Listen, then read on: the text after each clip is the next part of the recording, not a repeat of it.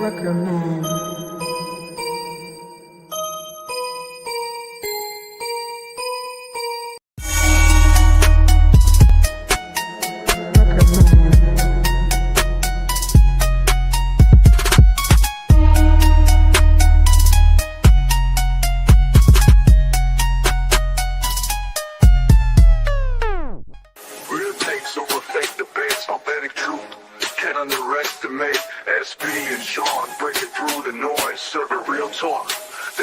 Choice.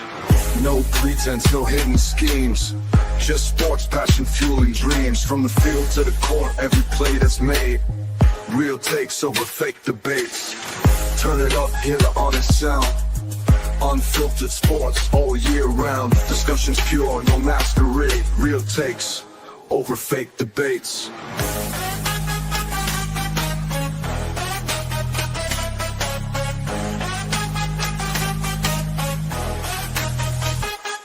Turn it up. Over fake debates. Real takes over fake debates.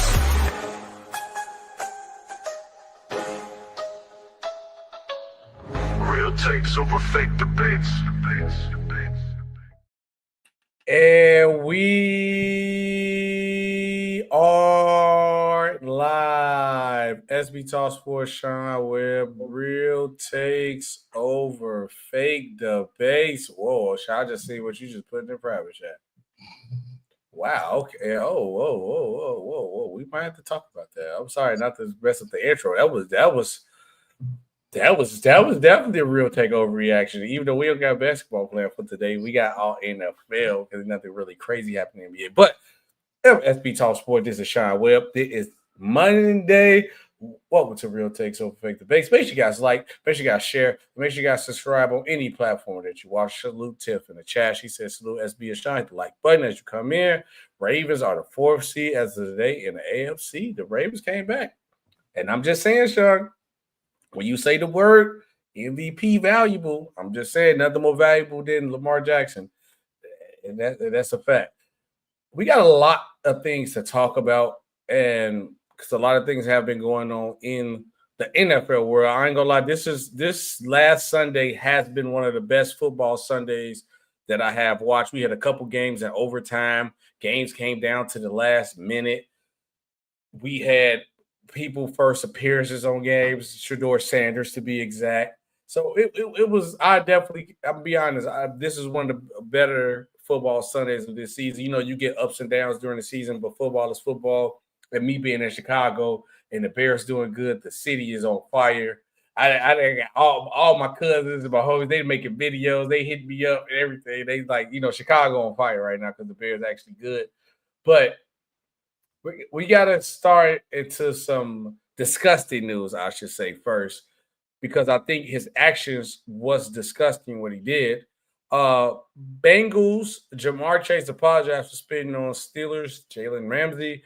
Actually, to be exact, he just apologized for his actions. He didn't really apologize to Jalen Ramsey. To be exact, what he exactly said was, what I did was wrong. Chase posted on Instagram, the circumstances don't matter. My passion for the game is no excuse. There is zero place in our sport or in life for that level of disrespect. I want to personally apologize to everyone within the Pittsburgh Steelers organization. I let my emotions in the moment get the better of me. I can only hope and trust that none of it represent who I am, not as a competitor, teammate, or person. I also want to apologize to my coaches, teammates, and organization for not meeting my own standard as a leader of this team. This has been a tough season with some incredible hard losses. We all been frustrated, but instead of stepping up with calm, class, and leadership, I let you down. May having to sit out yesterday's game makes my actions even more inexcusable. I didn't hear it. My fault, Jalen Ramsey. I spit on you at all. He said to the Steelers organization, the whole, if you want to cover that up, is that. And don't get me wrong. Jalen Ramsey possibly said something to the level of disrespect to make it go from that point. 100%, Sean. 100. It's a possibility. It's always a possibility. But when you take it to that level of disgust to spit on somebody, at that point, you might as well just put your hands on them and fault them. I just feel more as a man. Like I think as a man, when it comes to like spitting, that's just utterly disgusting. But what's your reaction to the apology? And also, what's your reaction to him not personally apologizing to Jalen Ramsey?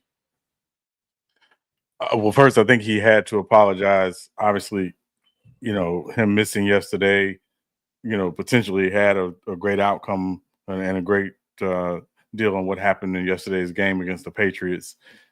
When you're sitting at home on a Sunday, not getting a game check and you're not out there, trying to help, your team win, there's some perspective that you probably, have. I wish this had been done last week rather than after, a week or so, but, in his own time. As far as him not addressing Jalen Ramsey in the public apology, maybe they talked, offline or something. Maybe he reached out to him. I don't want to assume that he didn't do that. But obviously, when you do something to someone in such a public forum, generally you like to kind of see someone apologize in a public way. The fact that he didn't do that, again, a little disappointing. But, I think the thing about Jamar Chase, and if you've ever followed him, he seems to be a pretty decent guy. And, off the field is never really an issue for him. And, and hopefully, this is just a one-time incident and he'll be, better for it going forward. So we'll see. Hopefully, because he is one of the better receivers in the league. Obviously, it's been a crazy season for them. Joe Burrow has been out this whole time. Honestly, and I see they trying to rev up, because I'm looking at them in the standings. They're trying to rev up Joe Burrow back. I don't really think it's really worth it this season, to be honest with you. But if I get why you want to bring Joe Burrow back, but it's like you're really 3-8. You want to really take the risk of him coming back, because I don't really see the Ravens losing no more than like one more game this season. If that, they might win out the season. Right. So I can see, you look at the playoff pictures. Besides, who's really next is with the Steelers. The Steelers they got the Steelers on Thursday night. No, I'm sorry. No, they got the Ravens on Thursday night football. So, we'll see, what happens. They're going to have a hard way to go. I mean, just in the AFC, but just in the division right now, obviously the Ravens are leading the division, and you got to believe that there's a good chance. They haven't played the Steelers yet. They play the Steelers here shortly, but you got to believe the Ravens are obviously the favorite in the division, followed by the Steelers. Finishing third in the division, you're not making the playoffs. You're not making the playoffs. And there's a chance Joe Burrow could be back Thursday night. I know he was pushing to play yesterday. Obviously, he didn't. But, from the Bengals' perspective, obviously they're going to have to make, in order to make a decision about that. I think Joe should just sit out the season. He says that all I'm saying is he better not try no nasty actions on Thursday night against the Ravens. We not having it.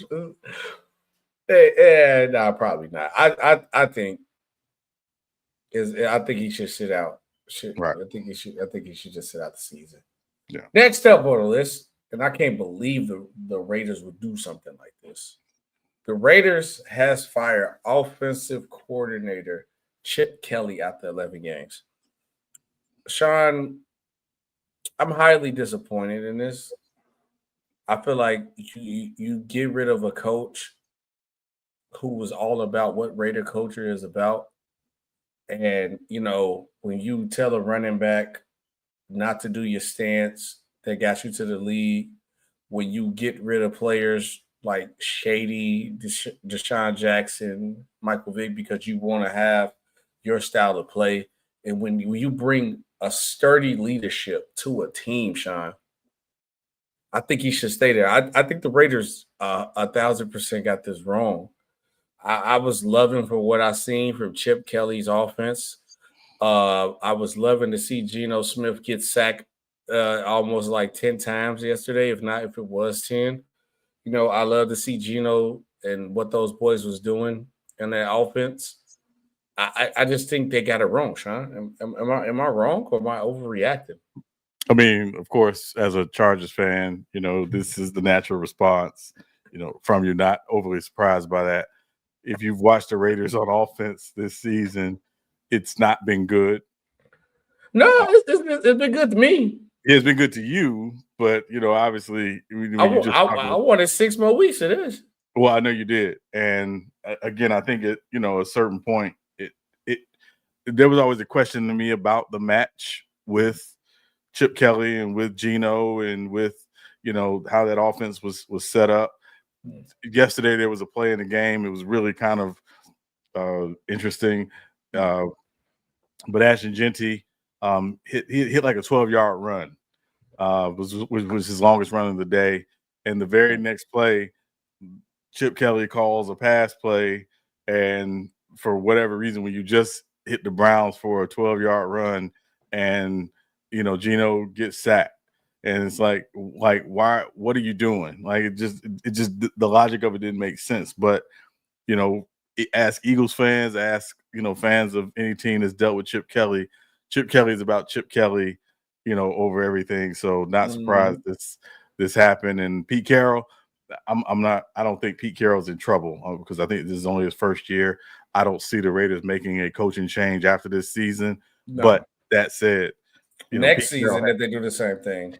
Well, obviously they're going to have to address several things. Their offensive line is not good. They don't really scare you at wide receiver at all. I mean, obviously they have Brock Bowers, who's been hurt in and out this season, and Ashton Genty, who they still have high hopes for, and he shows flashes of why he was the 6th pick of the draft. But ultimately, the Raiders are going to have to fix that offensive line first, and then figure out that wide receiver position. I think, let's be honest, I'll say they should never fired Antonio Pierce. I'm gonna be real with you. That team, I mean, I'm cool with the decision that they made. There's 2 ways how I feel about this. They should never fire Antonio Pierce. He had the locker room. They played way better on him, way better than what they're doing right now. I get his year on Pete Carroll. I'm gonna be real with you. I think Pete Carroll outdated. I think he should retire. The same stuff you tried to deal with Seattle is not working like that no more. And if you want it to work, you have to have the exact same personnel that you had to make it work. And it's not going to work. Your offensive line is not as good as what you had in Seattle. Your defense, and you don't have the personnel on defense besides Max Crosby, really, to do that. I think even partial of the problem that they had, because I seen a clip of Antonio Pierce, and I'm not even saying this because I know we're going to talk about Shedeur today, where he even said Shedeur was at the top of their board for him and what they was going to do with the Raiders. Thank God Shedeur not on the Raiders, because I think he's going to be a good quarterback, because who needs a solid quarterback in this tough division? Because I think we got one of the best well-coached divisions besides Pete Carroll. Because Pete Carroll is also like Chip Kelly, stuck in his ways and want to do things his way. And he's not, to me personally, I could be wrong, Sean, it's better football heads than me. I don't feel like he's adjusting to today's era of football. I think he's still trying to do what he did back then with the Legion of Boom, or the little stint he did with Geno. It's not working. And if you want that to work, you need to overpay for the personnel to get it on your team. And I don't see the Raiders doing that either, Sean. Well, I mean, they're a lot of decisions that are being made are being pushed by the GOAT. And, now we're going to see if you can translate the success you had on the field into now being, a big part of ownership and being a big part of some of the decisions that are made. Again, we've seen some all-time greats, crap the bed in the front office. And I was going to say, who else is the GOAT of basketball? We consider Michael Jordan, right? Michael Jordan is the Michael Jordan of the on the court. He's the Kwame Brown in the front office. Yeah. No offense to Kwame. Yeah, I mean, that's kind of offensive to Kwame, but the point is that it's we'll see. You're right. This should be a process. I think what the Raiders can't continue to do is every year change over. They got John Sbtalksports, their GM from Tampa. Yep. Tampa, he came from an organization where they built largely through, trying to draft well and making smart free agent moves. That has to be, I think, the Raiders' MO moving forward is let's build this thing up in the draft largely. And if we can make a smart free agent move, let's figure it out. But, changing every year and resetting every year, I think becomes a problem. It won't work for you. Oh. Also, I just see that we got to do this next story. I'll read the story when I talk about it. Quick, Sean, just real quick. It ain't nothing really crazy. But Justin Tucker is trying out for your Saints as we speak today, since it's been, you rocking with that move or it's like, who cares? There are a lot of massage parlors in New Orleans. Okay, on to the next story. JJ McCarthy is in concussion protocol after post-game syndromes. I'm going to let you react to it because I got a theory on what this really was. But what you think, Sean, about JJ in a concussion protocol? I mean, that was one of the games I was watching yesterday in the early slate. It did not look good at all for him yesterday. It did not look good for him at all. Now, the Packers defense is really good, right? Let's give some credit to the Packers defense. They're very good, obviously. And if you ask me, the Packers defense and Emmanuel Wilson are the reason why they won that game yesterday. They ran the ball well, and they played very, very good defense. Ain't Jordan Love. Well, Jordan Love yesterday, I mean, and again, some of it I think was just the weather conditions. Again, the Packers, still dealing with, drops and things of that nature, so that's just going to – I think we just have to count the Packers receivers. They're going to drop the ball at some point during the game. That said, it did not look good yesterday. J.J. McCarthy, particularly in the second half, he looked flustered. Threw 2 interceptions late in the game. Later in the game, it did not look well at all. I picked Minnesota to finish last in the division, part because I didn't believe that J.J. McCarthy was going to help them stay at the same level. I believe we both did. I think we both did as well. But I think Minnesota has to – well, I know we're going to talk about this more later. It did not look well. But I do, of course, want to hear your theory on J.J. McCarthy from yesterday. Oh, he Magic City. You know what Magic City is in Atlanta? Buns. That's all you. If you go to Magic City, you get wings and buns. That's all you go. That's what I think JJ McCarthy is. Because if a old Kirk Cousins, who lost his starting job to Michael Penix, balled out. Then, even though Sam Darnold is playing good in Seattle, Seattle is playing good. I give Sam Darnold his credit. He's okay. Can still find a way to be great, because that's the only position of weakness for Minnesota, to me personally, where it's like they got a tough division. Yes. J.J. McCarthy is literally holding his team back. I don't trust his arm. I don't trust his decision-making. I don't like nothing. I don't like nothing that he do on the field. I don't even like that he gave himself a nickname 9. And you have done nothing in the league besides have a terrible 1, 2, 3 quarters against the Bears early this season and played good in the 4th. That's the only thing that you have done. But you want to give yourself a nickname. That notification was nothing crazy. But you want to give yourself a nickname, and he's garbage. He literally got, and what you're going to talk about later, got one of the best receivers in the league looking trash. I literally seen Kirk Cousins get another contract because of him. I seen Sam Darnold get a contract with Seattle because of him. You can't find a way to give him the ball, though. JJ McCarthy, what you gonna get him more or less is utterly terrible. And I'm gonna be real with you, Sean. I don't believe that he's actually in concussion protocol. I just think this was a better way to pull him without pulling him out, because if you flat out came out and said, we benching JJ McCarthy, whoever made the decision as an owner up top, this is how I would honestly feel. But as the owner up top, if you told me we let go of Sam Darnold, who is now balling with the Seahawks, and the Seahawks are 8-3, and we let Kirk Cousins walk, even though Kirk Cousins is bad, but Kirk Cousins was playing good. For this kid, and he playing trash, and we last our division, you're fired. That's why I think they did concussion protocol, because let's be honest, he got benched. As he should have got benched, because he has been trash. And that is another example. Your assist to turnover ratio, your NO to touchdown ratio is garbage. Garbage. I'm sorry, Sean. This JJ, I don't like nothing about JJ. Nothing. He is a at best quarterback 2. That's at best. That's mean if he playing on a regular QB3. He's not good. Nothing stands out about him. He's the single-hand reason why the Vikings are as bad as they is. Justin Jefferson has 2 touchdowns. Sean, Justin Jefferson has 2 touchdowns. It is week 12. It's no excuse for that.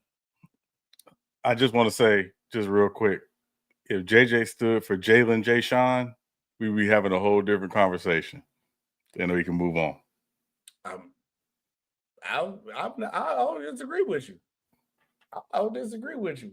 I think any quarterback with a strong arm and just basic quarterback skills that make you good enough or solid enough to be a starter, Minnesota will be fighting for the number 1 seed in AFC North. It's literally him. It's literally him. Yeah, and I also heard a rumor, and again, I don't know how true it is. We'll see right now. We'll say allegedly. Allegedly, the Vikings didn't want JJ McCarthy. They wanted Michael Penix. And obviously Penix went 8, and they took JJ McCarthy.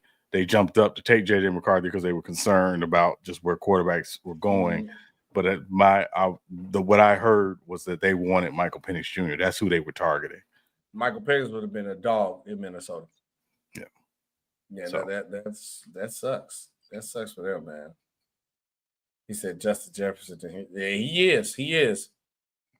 No, he's not. I think he had 700. I think I looked earlier. Me and my boy was arguing about this earlier. Next up on this, we got a lot of stuff happened this week, and it was pretty into this Shedeur time. But JSN sets the team single season receiving record as Seahawks beat the Titans. Now we talk about Jetta. It's a certain thing I gotten here for the Real Takeover reaction about Jetta, but I can be real. If I had to say who's playing the best right now at receiver, I think JSN is that right now. How you feeling about JSN breaking a single season record? And am I wrong for overreacting saying he is playing like the best receiver right now? I mean, obviously, when you talk about, what he's doing this season, there were a lot of questions when they traded DK Metcalf to Pittsburgh about whether or not JSN was ready to be that true number 1. Obviously, I think he's answered those questions with the way he's playing this season.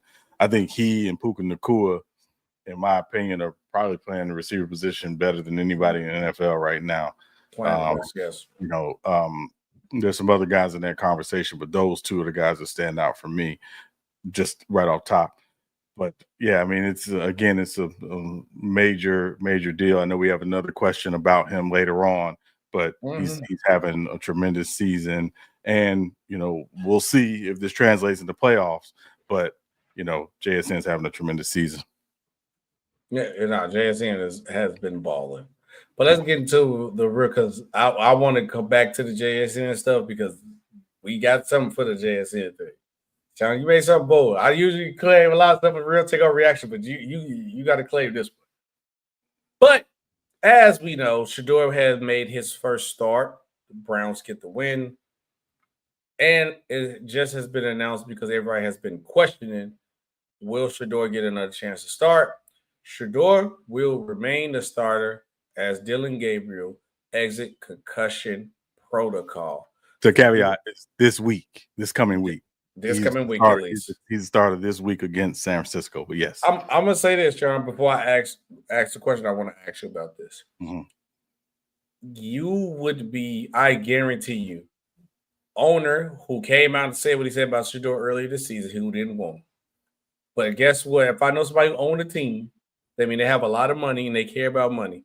I guarantee you he's probably stepped down there and went down and said, Kevin Stefanski, I don't care what you got going on or how you feel, Shedeur is starting because this will be Shedeur's first home game. Everybody in Cleveland loves Shedeur. I didn't even get to the fans part. Well, I'm going to say the fans part next. If you don't start this boy in his first game at home, I will come down there and choke you personally. That game will be sold out. And they're going to upcharge the tickets, which is crazy how much you said you didn't want nobody. But I guarantee the tickets, I'm going to look on tonight. I'm going to look up the ticket prices for the Cleveland Browns game, and I'm probably look around and ask somebody what they usually pay for tickets. I guarantee they're going to upcharge some prices because they know Shedeur is going to sell out. That game, I don't think Cleveland sold out all this year. That game will be sold out. And then also from a fan perspective, when you haven't scored 20-plus points and God knows when, I believe Browns fans would have went to Stefanski house and choked them personally too and said, if you don't start this kid, we haven't scored over 20 points in I don't know how long. He better play. So I think he didn't have no choice in the matter. But what are your reaction here that Shedeur will be a starter, at least for next week? Am I overreacting for thinking that how the owner and the fans will react that way? No, I mean, I don't think you're overreacting. I think two things. One, they made it kind of clear that they wanted to see both quarterbacks at some point this season, right? And Shedeur played solid yesterday, enough to warrant another opportunity. But again, I think he's got to build on yesterday. Obviously, he was better than he was last week against Baltimore, coming in, in spot duty, once Dillon Gabriel went out and got hurt, and he played really solid yesterday. Can he build on what he did yesterday against the Raiders? And again, we know what the Raiders are, so we don't have to get into that. Can he build on that next week against what we might believe to be a better opponent in the 49ers who are playing tonight? So that's going to be, I think, the key. Right now is just you got to go out and continue to earn it and continue to work hard and continue to show that, yeah, you've made the right decision naming me the starter this week. But now let's build some momentum to, being the starter for the remainder of the season. But this is a part of the evaluation of both Shedeur and Dillon Gabriel as they go into the offseason and figure out what they're going to do at the quarterback position one way or the other. So this totally makes sense, not just short term, but also in terms of their quarterback plans for 2026 and this offseason. I can say one thing I can't say about Shedeur is I think he won the locker room off that. I haven't seen Myles Garrett react the way he act with a quarterback play like that since probably Baker Mayfield. And it was 50-50 with Baker because everything was going on. But if a guy, to me personally, Sean, as your quarterback, as your leader, if he got the locker room and he's talented enough, I think you got to roll with that guy. The only thing that I do feel bad about Dillon Gabriel is I feel like the Browns kind of put him in a bad situation. Now, you could question a lot of things about his play that could put him out, but I think as a human, and that's just me being honest, and I'm playing devil's advocate a little bit before I go into the other point. As a human, if you know you're not really wanted by the fans, and then your locker room really don't kind of want you, I don't think you could play your best at all. And I think Dillon Gabriel got put in a bad situation because once you took Shedeur, and I know they use it like I'm going to say Cam Newton, the Cam Newton effect of like your presence is just so big where it's hard for you to just be a backup. But I feel like Kevin Stefanski and the Browns organization made it bigger than what it could have been because you had the owner come out and say he wasn't my pick. You got Stefanski, how he acted and how he been treating Shedeur this whole time. Like, I think they made it bigger than what it was. Because imagine, you could have got the same reaction, but it wouldn't have been as intensified as it is. Because, and I'm not trying to make it more, go too deep when I say what I'm going to say, Sean. Because one thing that made me happy about this last Sunday was how a lot of people came to support Shedeur. You know, a lot of our people came to support Shedeur. We rode our boy. But I'm going to be honest, Sean, you know, when it comes with haters or people who feel a certain way that disagree with somebody, all I'm going to say, Sean, is every person or profile that I seen that says something negative was the same archetype of person. And it ain't just because of their skin complexion. As I'm going to say, they have the same type of style. I'm going to say overalls and a big old. So it kind of like, I ain't gonna say made me angry. I definitely felt the way about that. Not to go too far, you know what I'm saying, a deeper conversation.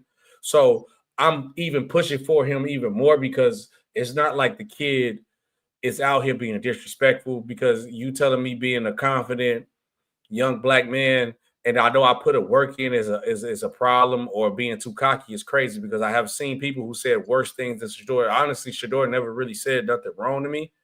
He always kind of said the right thing in his own way. But because I even heard that, like, I forgot what player it was. I'm sorry.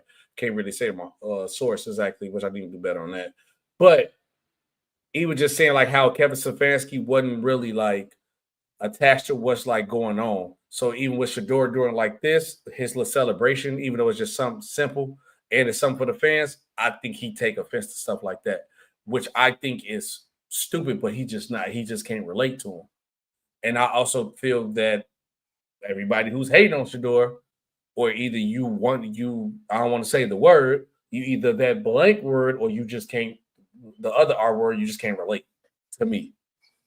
But I am happy that I've seen a lot of people round up and support Shedeur Sanders because I was definitely front and center. I haven't turned on my TV to watch a Brown game all this year, Sean. I'm be real with you. Yeah, go ahead. Nah, I literally watched the Browns game only because I want to make sure. Hopefully that Shedeur do his thing. But what you say, Sean? I'm sorry. No, I'm saying I've watched quite a few Browns games this year because I try to watch everybody as much as possible. Again, he played really solid yesterday. Solid. Can you build on it? I ain't mean to make it that type of conversation, but that was the experience that I had went through, and it was like I felt the way. I ain't gonna lie, I did feel the way, but then I look at the stuff. If I look at the stuff and I feel the way, I start looking deep, and I'm telling you, Sean, if I seen 10 posts, right, 10 posts, and I go through the comments, it's like probably like 10, 20 of them. I swear to you, each person looked the same. American flag, probably big beard, or a pack of Bush Light. And I ain't trying to go too far deep because people don't. I ain't gonna go there. But I'm just saying it didn't look as different from people that I see that say negative comments. I'm just do your research. Just one day, Sean, when you just chilling and just look. Let's see if SB tweaking. And you gonna look and be like, okay, everybody looks kind of familiar. Maybe down in Tennessee somewhere, in Kentucky. But next part, but not to get thrown off track. Shedeur Sanders, first game, I do like to grade the games. He went 11 for 20, 209, one touchdown, one interception. And I want to talk about that one interception for a second. He got sacked. First of all, the Browns defense played outstanding. One of the best defensive performances I ever seen. But that one interception where that was Pete Carroll and his team putting a play together for a rookie. Because that's something you didn't expect, like how they made a linebacker fake like he was going that way and then jump back and got an interception. That was a masterclass defensive play, and that's just you getting a rookie. I think any rookie would have got off that because, rookies already predetermined where they're going to throw. And especially if it's a check down, all right, let me get it to the check down as quick as I can. And Pete Carroll and his guys put a masterclass on for that interception. Yeah, it was a zone. It was so the pre-snap looked like man. They dropped into a zone. The linebacker made a good drop into the zone. I believe it was an angle route.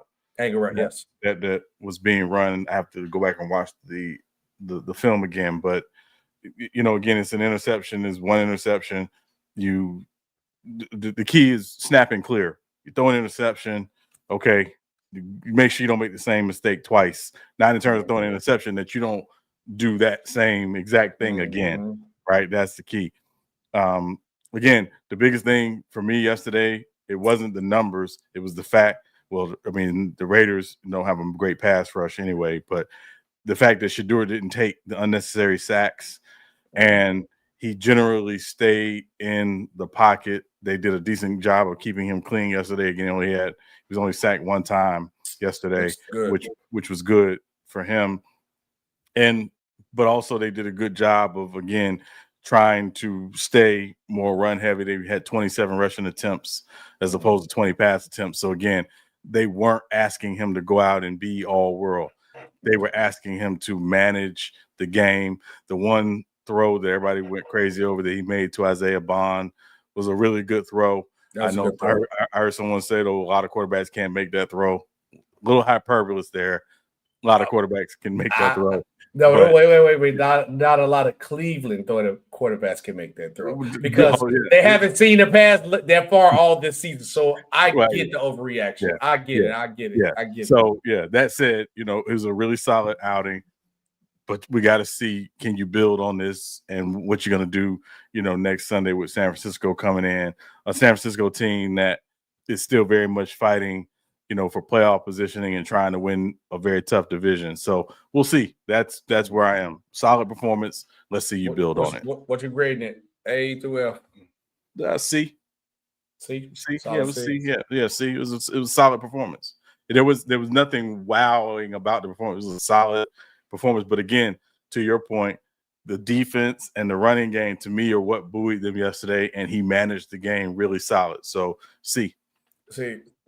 I'm gonna give Shedeur B-, and the only reason why I am now, I'm not gonna be the one to trip over the Wildcat because I'm like, you got Quishon Jenkins back there. I'm not mad at the play. I know he's like, why you not giving Shedeur a chance in the red zone? Jenkins is probably the best offensive player at this very point in time.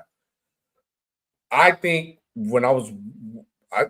from when I watched the second half, it was two things that stuck out to me. He was being very conservative and wasn't really doing anything. But Sean, even if you say SB, you overreacted, you got the lead, you gotta just run the clock and just do the lead. Sean, explain to me why did he punt the ball in his own 30? You want Stefanski? Mm-hmm. If that's the case, go for it or kick the field goal. I'm sorry, you said on his own 30 or on the Raiders 30? No, it was on his side. He punted the ball. Yeah, no. I mean, again, I think I want to make sure you're saying that the ball was in field goal range. Yes, it was in field goal range. That's the Raiders side of the field. Once you cross 50, you're in the Raiders. Oh, yeah, he was crossing 50 for sure. Yeah. Again, their defense was playing really, really well. I think they obviously they're one of the few teams that actually believes in their defense. So, sometimes I know people were talking about the Giants-Lions game yesterday, why, Mike Kafka didn't kick the field goal late in the game, why he went to, for it, because the Lions can score and he didn't trust their defense would keep them out. So it's like, we got to get up 2 scores. I just think it was more, hey, our defense is playing really well. Let's just make this. We've got the game pretty much won. Let's just make this a field position game.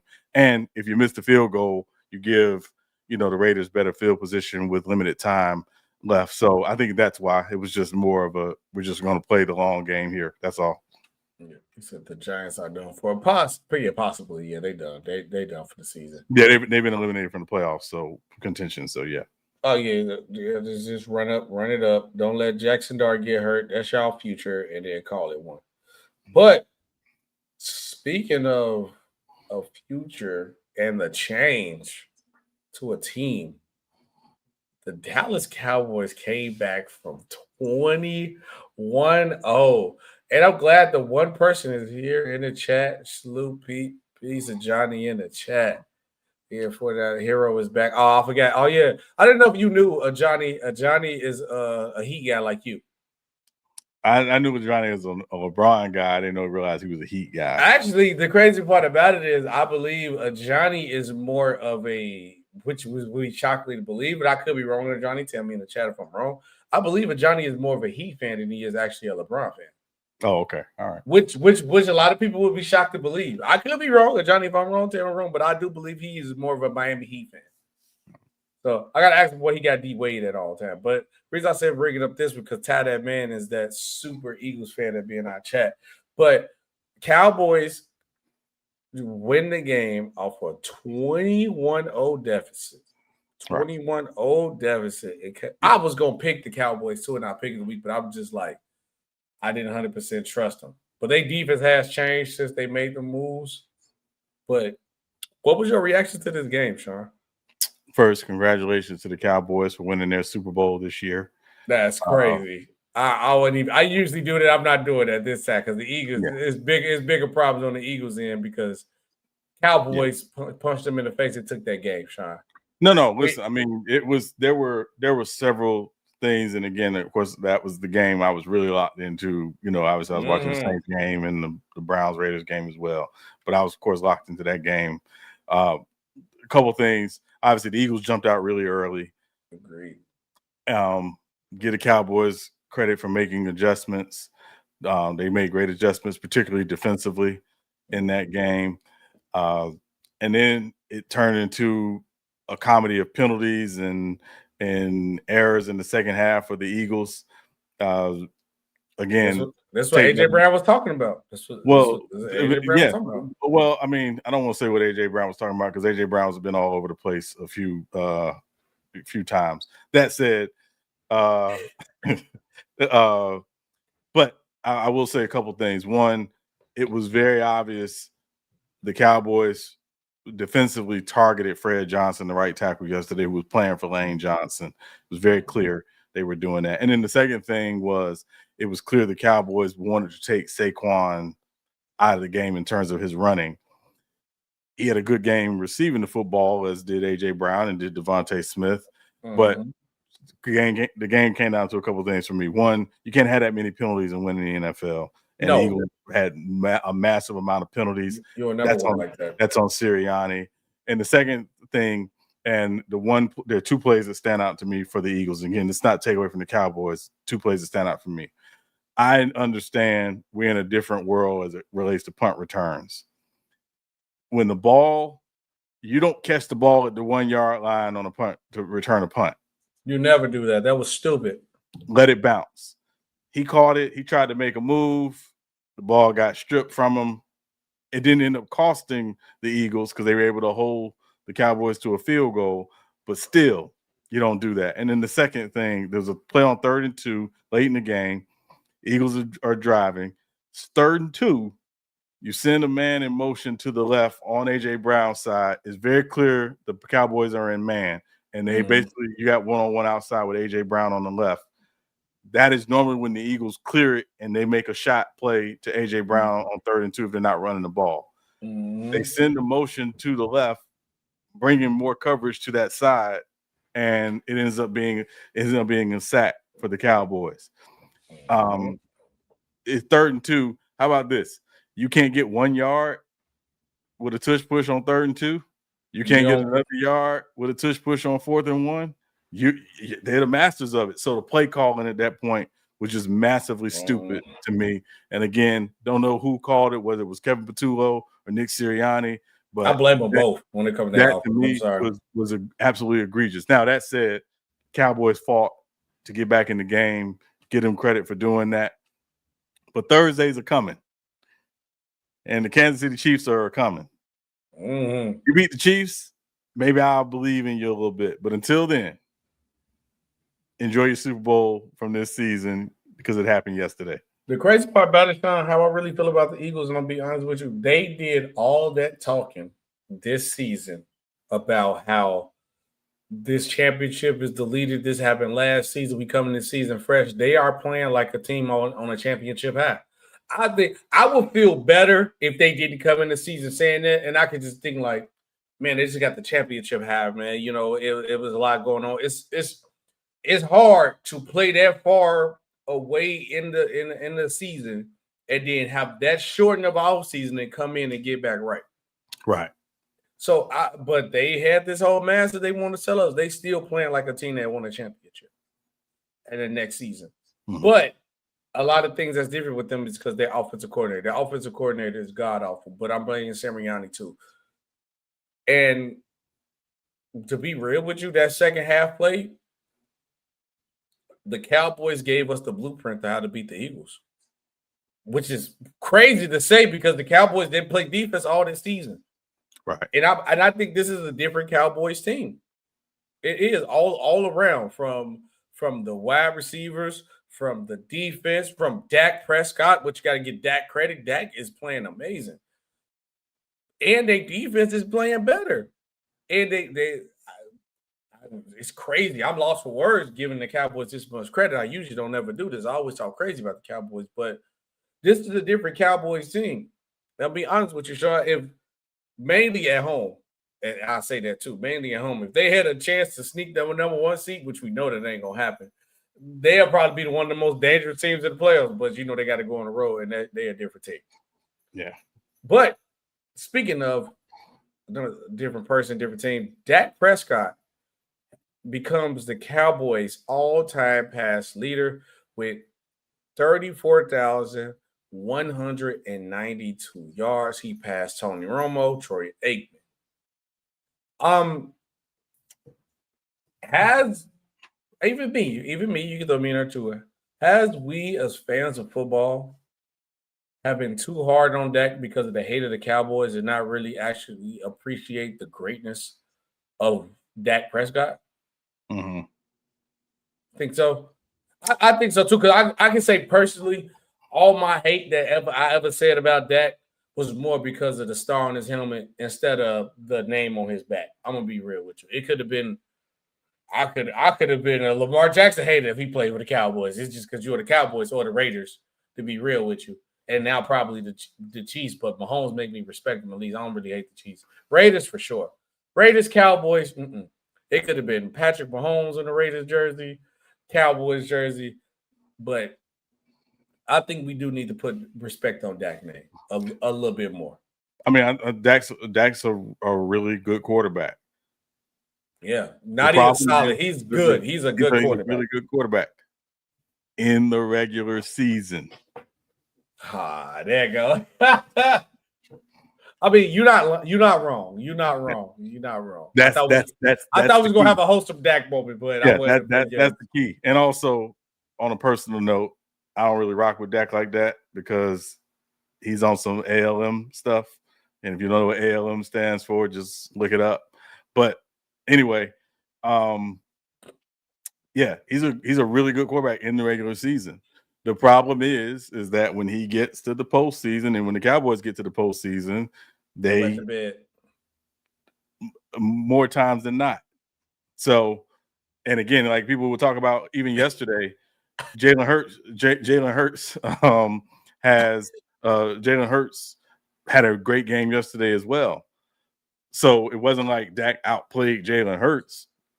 I would say they played pretty much comparable. The difference is that we've seen Jalen Hurts in the postseason take his game to another level. Mm-hmm. So, again, at the end of the day, shout out to Dak for becoming the Cowboys' all-time passing leader. But, Cowboy legend now. Yeah, well, for now until the next guy comes in and when the league is even more wide open and becomes more flag football and you can throw for 6,000 yards in the season. I don't call it flag football. I said even more flag football. I mean, that's why I don't like doing the number comparison through errors because again, the way you can light guys up back then, you can't light guys up now. So I don't comparing the errors.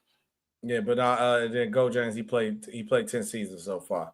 So, he plays well in regular tries and playoffs where it matters. Keep it real. No, yeah, you could say that. I just think that if the Cowboys was to find a way, which it ain't gonna happen, it's impossible. We know how a lot of losing will have to happen for them to get the number one seed and then be at home. I think if they was to find a way to have all their playoff games at home this season, at least they'll be dangerous because we just seen them lose some playoff games at home too.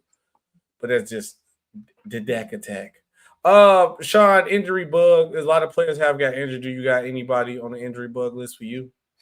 Yeah, obviously Baker Mayfield stands out. They're saying it's a mild sprain to the AC joint in his non-throwing shoulder. Obviously, they're now in a battle for the NFC South with Carolina. So obviously, the Buccaneers are going to have to, make some decisions.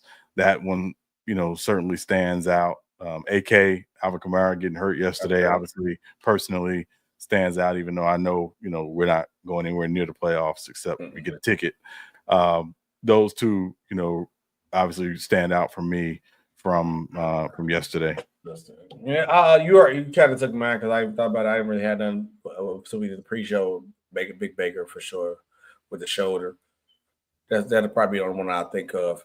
But week 12 recap. I'm going to go through the list of stuff that I learned from this last week from the games I kind of like flipped through. You can tell me what you've seen. One of the things Go James said it in the chat first.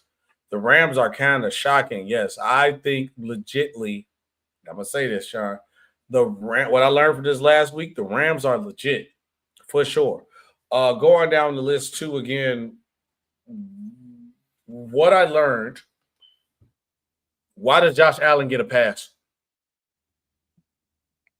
Is we not going to talk about how the Bills don't look? So we just skip it past this. Well, I would say this to respond to your question.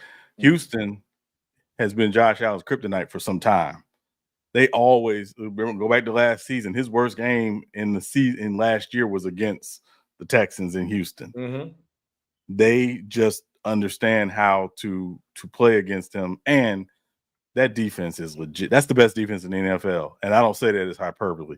That Houston Texans defense is the best defense in the NFL. When you look at yards, the number one in yards given up, the number one in scoring defense, that is the best defense in the NFL. That you saw Thursday night, and I think that could potentially push them into the playoffs. I think every team has a team that could potentially be their kryptonite. The Rams' kryptonite is the Eagles. So, Eagles. I think that's it. All comes down to matchups, but certainly let's think. Now I can agree with you, right? Because then last week, the last week before then they did a solid game against Buccaneers. But what happened against Miami though? Because it looked at very, very shaky. And Taz shout out, I even be on Jalen Hurts, you know what I'm saying? But I call everybody out. But I definitely agree with that. Jalen Hurts sniff wrong. They call him out. Why we not talking about Josh Allen? Because I can say this, because the Bills, but I said the same thing about the Ravens. Their standard of the season is championship or bust. And the Ravens looking like they getting it together because Lamar's back. The Bills' standard is championship or bust.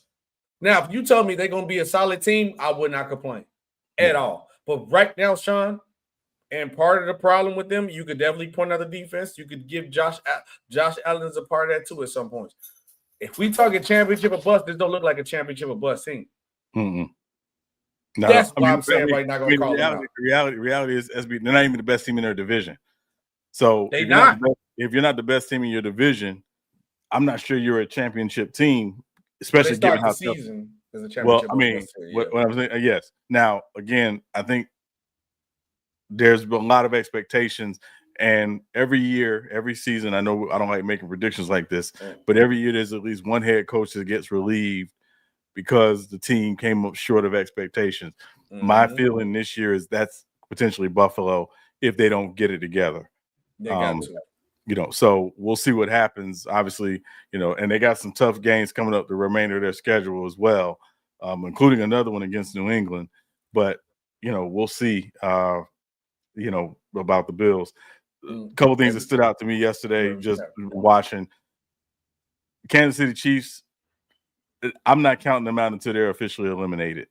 Oh, 100%. I'm not counting them out. Hate to say it. I hate to say it, but 100%. Yeah, I'm not counting them out until they're officially eliminated. But Patrick Mahomes is still the best quarterback in the NFL. And I would say also the other piece is someone's going to have to explain to me, much smarter than I am, why the play call with Shane Steichen in the second half of that game, particularly when the only thing that was working against you was the clock. the numerous 3 and outs, giving the Chiefs numerous chance. You cannot do that. You can't do that against the Chiefs, especially in Arrowhead. So that was a big standout for me yesterday. Baltimore, for as much as we talk about Lamar Jackson, if Baltimore is going to do anything, it's because that defense continues to play at the level it's played the last few weeks. Now, again, I know it was the Jets, but I'm just looking at their last several weeks.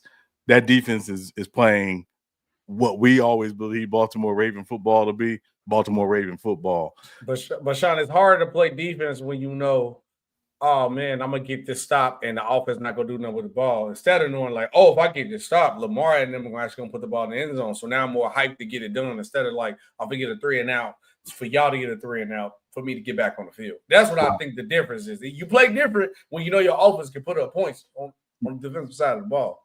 Yeah. But I will say it also is very clear Lamar is not fully healthy because Lamar is not running.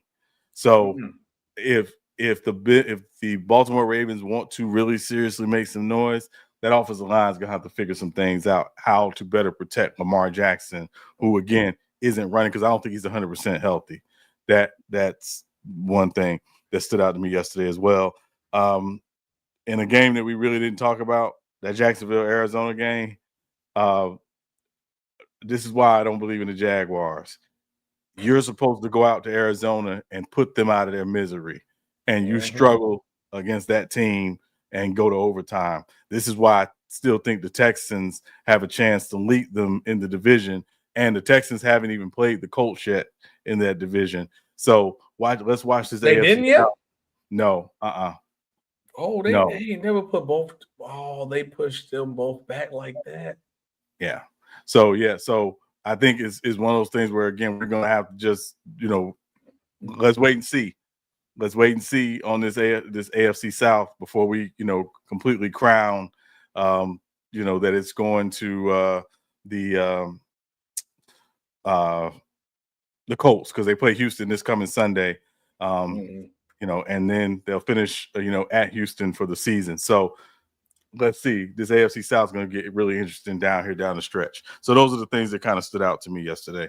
All right, cool. And then the last thing before I get into what we got to talk about tonight and our real takeover reaction is that what stood out to me is the Bears are legit if they learn how to start the game as good as they finish.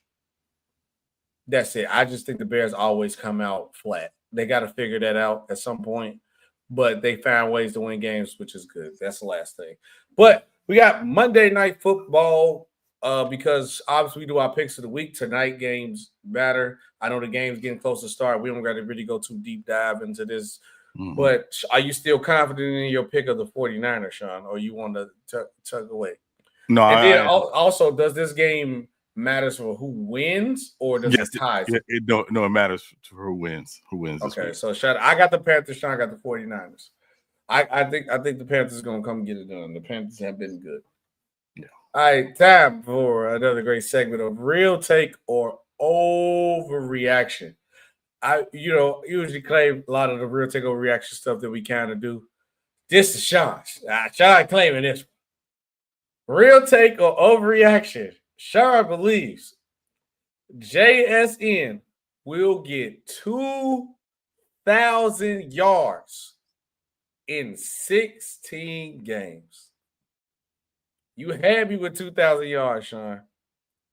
But in 16 games, I'm going to have to say this is an overreaction. I just can't see it because you asking for a lot. You asking for 100+ yards in the next 6 games, which he possibly can do it because he has been playing great. But that's a lot to ask. And if the Seattle don't secure a top seed when they just sit them to the last game of the season, which could be a possibility too. But I want to hear it. So for him to get 2,000 yards in 16 games, he would have to average for the next 5 games 137.4 yards receiving, right? So is it possible? Well, let's look at their next opponents, the Seahawks' next opponents. And I got to go back to their schedule because I had it up and I put it down for whatever reason. Seahawks over the next few games play the Minnesota Vikings, Possible. At Atlanta. Possible. Versus the Indianapolis Colts. Shaky. Versus the Rams. Shaky. At Carolina. Possible. Now, just so they played the Rams earlier this season, down in LA. He had 105 receiving yards against the Rams in that game. That was the game Sam Darnold threw 4 interceptions. So I'm saying I believe that JSN will break the 2,000-yard mark in 16 games. I think this is the real take for me. I'm gonna step out on the limb. You heard it here first. JSN will get 2,000-yard receiving in 16 games. 16 games. Obviously, if he's healthy, you got to be healthy. You know, wishing him great health, but if he's healthy, he would get the 2,000 yards in 16 games. Okay, now these was me. I think correct.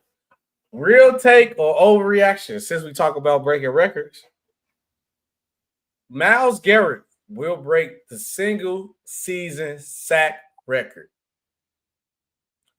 by 2+ sacks. So the single season sack record is 22.5. And he's at 18 right now. He's at 18 right now. Mm-hmm. And his next, hold on, wait, I had the Browns up to it, and I did the same thing you said. I closed it out because I was looking at JSN stats. His next game is 49ers. Mm-hmm. Titans, yeah. that might be 4 sacks right there. That game. Bears, might get 1 or 2. Bills, possibly get 1, maybe run. Steelers, I know he getting at least 2 on Aaron Rodgers, and if it's Mason Rudolph, he getting 9 against. Nah, he getting 9. He know he hate Mason Rudolph, and then he gonna end the season against and I believe he's gonna play against the Cincinnati Bengals with Joe Flacco or even Joe Burrow start. That's another 2. Mm-hmm. So if he do 2 every game, so 2, that'll be 20. If he do 2 against the Titans, that'll be 22. Yes. 1 against the Bears, 23. Record broken already. Right. Bills, he get 124. Steelers, I think I'm seeing the 2 to 3 sacks. Yeah. He might do 2. I'm telling you, Sean. I'm seeing him breaking the record. He might break the record during the Titans game. I think he gets 25 sacks this season. So yeah, I will agree with you. Yeah, he getting that. Yeah, nah, is real take. Real take. He's the best defender of football right now. Real take or overreaction? This might cause some controversy. The Eagles will not make the NFC Championship game if they don't secure the number 1 seed. It's too many questions with this team. It's too many up and downs. But I know one thing, and I'm being honest, it's hard to win in Philly. But if they have to be on the road, I do not trust them. I trust them getting out of there early. So just to be clear, they're the number 2 seed right now because they lost yesterday. The Rams won yesterday, so the Rams are the 1 seed in the NFC. Which means they only have to win. They got to win 2 games in Philly, and then if they're the number 2 seed and go on the road in the NFC Championship game. This is an overreaction. They will still play 2 games in Philly, even if they're the 2 seed. Now, if they finish tied with the Rams, they will be the 1 seed because they own the tiebreaker over the Rams. So this is an overreaction. The Eagles will make the NFC Championship game if they are the number 2. And I'm going to even say even if they're the 3 seed, they will make the NFC Championship game. I'm just saying, and I'm worried about. I'm worried about it because the Cowboys is coming, and then the Eagles looking shaky. Because what I'm really saying, and I'm not trying to overreact. I'm really saying I think if they don't get together, I see them dropping a lot.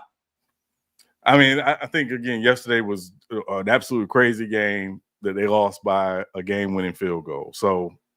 And they play Friday against the Bears. I think they'll get back on track Friday against the Bears. Overreaction. Okay. Real take or overreaction? NFL young boy, which is his nickname, George Pickens, is worthy enough to be a wide receiver. One, I'm not gonna go as far as say wide receiver 1 on CD yet, but if he practices for the rest of the season, going into next season, you're going to really have to question.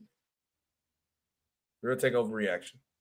Because he ain't. I don't remember the last time I seen him drop a catch. Waiting a contract year. So yes, he better catch everything. That makes sense. That makes sense. Yeah. Now that said, I don't disagree with you. I think this is a real take. I think this is a real take. And he throws some crazy. Dak throws some crazy stuff at him. Double coverage. He still found a way to catch a ball, which is crazy. Yeah, contract year. That makes sense. But the problem, we can both agree that I don't think the problem with George Pickens is his talent or his play. It's his attitude and make sure he has antics. As long as if he locked in and focused, he's one of the best receivers in the league. Agreed. For sure. Next one. Real take or overreaction. Not 100% when I'm saying this. 1,000% when I say this. JJ McCarthy is 1,000% a bust. Grabilacio. Once you gave yourself a nickname and you ain't done nothing to get a goddamn nickname, trash.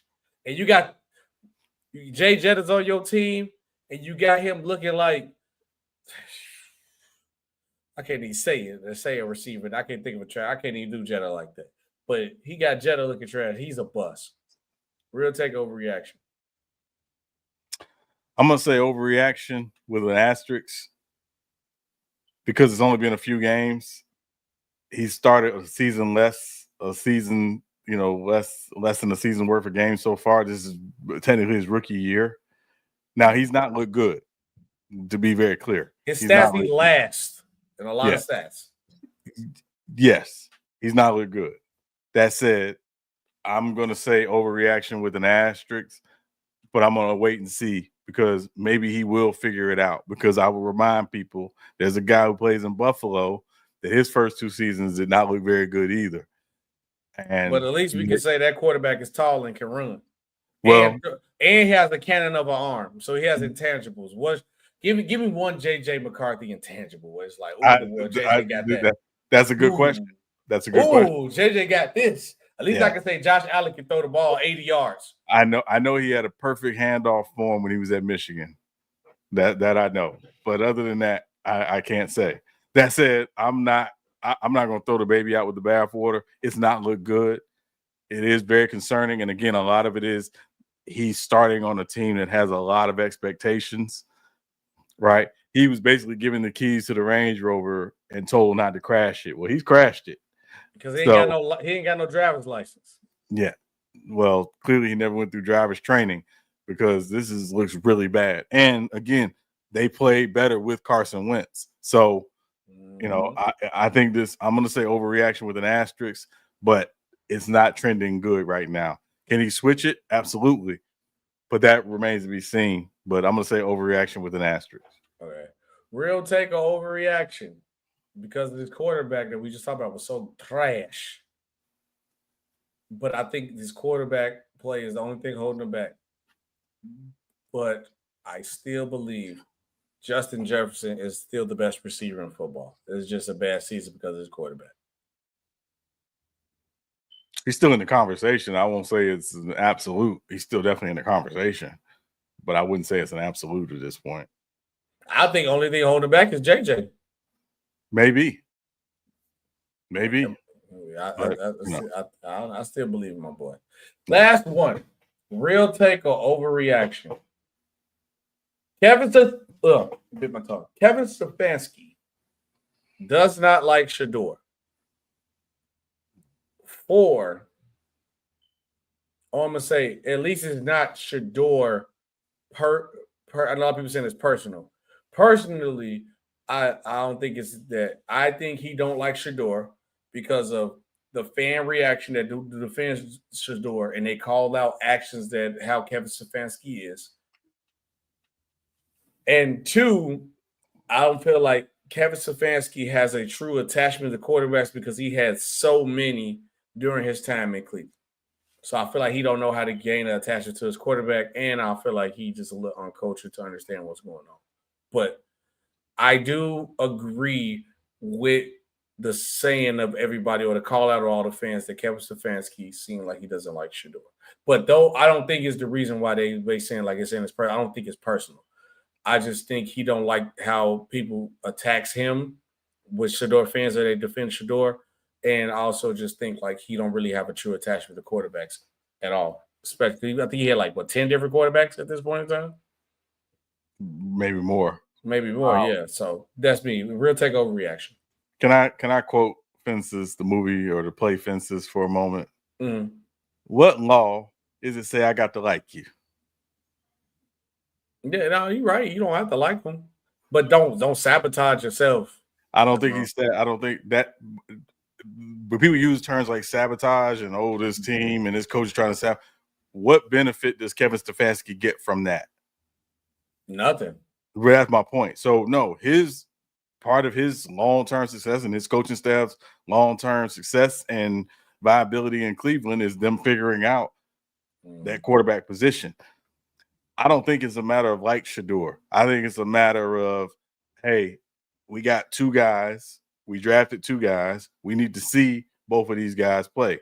The guy we drafted first was the guy they wanted to see play first. That guy got hurt. Now the guy we drafted second is now getting a chance to play, and we're going to try to put him and our team in the best position to win football games. That's it. So it ain't about like. It's about win. What we got to do every week to win. Now, is Shedeur doing the things that they're asking him to do? Yeah. That, again, seems to be yes, but that remains to continue to be seen. He and Stefanski, obviously, because Stefanski is the play caller, have to have some symbiosis. So, yeah, there does need to be some level of relationship there. But this is a part of this process. I don't think it's a matter of like. I think what Kevin Stefanski is liking every week to give his team a chance to win a football game. That's what he likes because that keeps them employed. Well, so, make sure you don't punt the ball in your own 30 again because you don't want to run up the score on Pete Carroll. Like, man, get out of here with that. Yeah, but Sean, we got to go through because obviously tonight game. I know we had one more real takeover reaction from the NBA. Oh yeah. Hold on, yeah. I'm glad you did say this one. Which they do look good. By the way, that's what I want to say before we drop. They do look good this season so far. And that one player, I just don't want to see him shoot 40+ shots to only score 40 points again. But real takeover reaction. That's KLN. Kobe-like number. Kobe-like, it is Kobe-like. The Detroit Pistons will make the conference finals. Woo-wee. It's very early, obviously. Very early. But I'm gonna say real take if they swing one trade. You said the Laurie Marketer trade? Yes. Yeah. If they swing one trade. If they don't, I don't think they made the conference finals. Also, as we speak, Detroit is up a dub as we speak right now. But it's against the Pacers, though. I'm gonna agree with you on that. It's a real take because the East is wide open right now. The Toronto Raptors has the number 2 seed right now. Right. The East is wide open. Right. The Knicks has not been consistent so far. I think it's going to Knicks. Even your Heat's number 4 to Cleveland. I'm going to say even Milwaukee Bucks are 8-9, which is crazy. I would have expected more from Giannis and them. I'm gonna say this, and people are gonna like discredit the West when they win. It's probably going to be the Thunder again to make it back to back because I think whoever they play in the East, unless some crazy happen, the East got to make a trade. Something else got to happen because the East is wide open, but kind of mediocre wide open. I'm not going to lie, Sean. Yeah, it's just the concern with the Pistons for me is I think they're playing really well. And again, obviously they're on a 12-game winning streak right now and will probably win tonight, making it 13. I think they could have potentially one of the top 2 records in the Eastern Conference. But when they get in the playoff series, I think I do have some concerns about, them having a second consistent quality scorer next to Cade. To your point, I don't want Cade taking 45 shots in a game. That's just not good. So, again, my belief is Laurie Marketing makes way too much sense for them, but we'll see if they. Who would you give up for Laurie Marketing though? Well, to make the contracts work, it would have to be a combination of Tobias Harris and Isaiah Stewart, and probably a couple picks, obviously. Yeah, I know they don't want to give up Stewart. They like Stewart. He's a dirty work guy. He does a lot of intangible things for them. But it's just from a contract perspective. There may be another combination that can work, but Tobias Harris would have to be the big contract to go out as an expiring contract. I think they hot right now, so I don't see them making a trade. I think they got to hit like a brick wall, and then I think they'll make the trade. And it had to be like offensively the reason why they hit the brick wall for them to make the trade. But they do look good right now. Yeah. We got to go through SB and Sean NFL picks of the week. SB and Sean NFL picks of the week. We got the game getting started because tonight games matter to break our time. But what did me and you pick, and who won what? All right, Pittsburgh and Chicago. We both took the Bears. The Bears did win. Yes, sir. The Bears. Yeah, New England at Cincinnati. We both took the Patriots. The Patriots did win. Giants at Detroit. We both took Detroit. Detroit did win that one in overtime. Minnesota at Green Bay. We both took the Packers. Packers did win. Seattle at Tennessee. We both took the Seahawks. Seahawks did win. Colts at the Chiefs. You took the Colts. I took the Chiefs. Chiefs did win that one in overtime. Jets at Baltimore. We both took the Ravens. Ravens pulled that one out. Cleveland at Vegas. You took Cleveland. I took Vegas. Cleveland did win that one. Jacksonville, Arizona. Jacksonville did pull that one out in overtime. We both took them. So we got that one. Philly at Dallas. We both took Philly. Dallas obviously won that game late. Atlanta at New Orleans. We both took the Falcons. Falcons did win that game. Tampa Bay at the Rams. Rams blew them out. Was never a game last night. We both took the Rams. So Rams win that one. Tonight's game does count because we did split on the two games that we picked differently. Carolina at San Francisco. You took the Panthers. I took the Niners. So tonight's game will count for the win. I got a question. Double back again, Sean, real quick. Besides the two games we picked against, right? Mm-hmm. And the Eagles and the Cowboys, because the Cowboys did a great comeback. We didn't get a game wrong, did we? No. Lock it in, man. Real Take So Fake the Bates, man. This is what me and Sean do, man. That's all I have to say. But it's been another great episode of Real Take So Fake the Bates with Sean and SB. And we will see you guys on the next one. We are out. Peace, because the game's on and the Bulls game on. So forget to watch this Bulls game. Peace out.